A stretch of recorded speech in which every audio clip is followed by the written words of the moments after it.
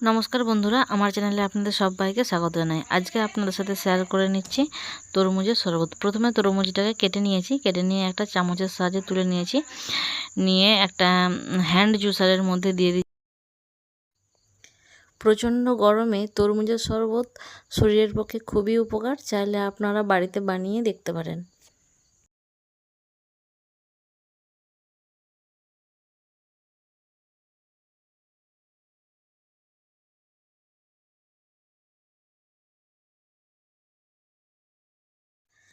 হাতের সাহায্যে ঘুরিয়ে ঘুরিয়ে তরমুজের অনেকটা জুস বেরিয়েছে দেখুন। তো এটাকে এখন একটা গ্লাসের মধ্যে ঢেলে নিচ্ছি।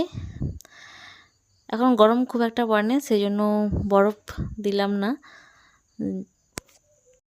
এখন একটা স্লাইস করা তরমুজ গ্লাসের কানায় লাগিয়ে দিলাম আর একটা পাইপ দিয়ে দিলাম জুসটাকে খাওয়ার জন্য।